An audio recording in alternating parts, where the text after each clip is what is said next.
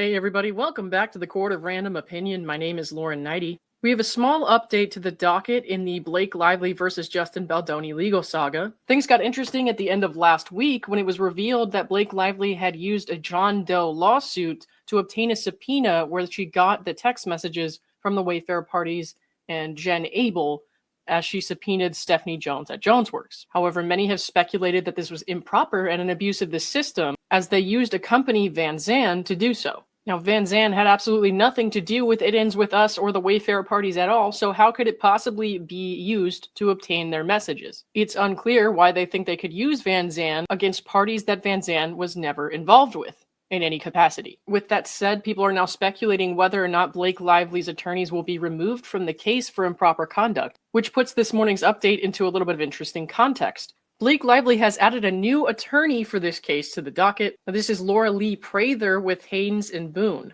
If you recognize that name, it's probably because she's Blake Lively's attorney for the Texas lawsuit where Jed Wallace is suing her. Recall that not too long ago, Blake Lively, through her attorneys, leaked Jed Wallace's health condition to the Texas courts and therefore the public, after the judge in the New York case that we're looking at now had given him permission to have that redacted. Now, as for the filing itself, there's nothing too crazy here. It's just a standard motion to appear. You can see she's got all of her paperwork there. Jed Wallace intends to amend his complaint in the Texas court by Friday, so we'll have to see what new information pops up in there. Hopefully, Miss Prather will remember not to out his medical conditions if she's admitted to this New York case, and I see no reason why she wouldn't be.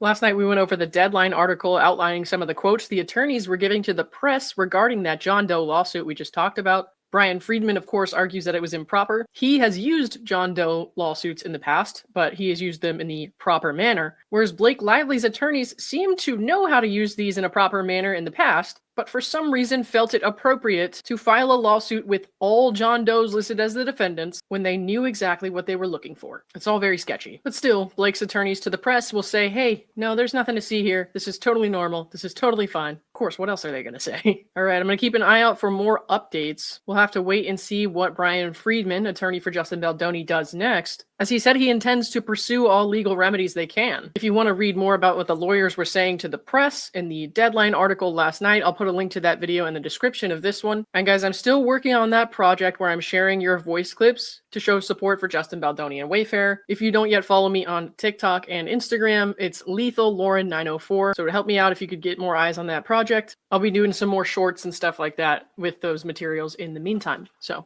thanks for watching, everybody. I'll see you all soon.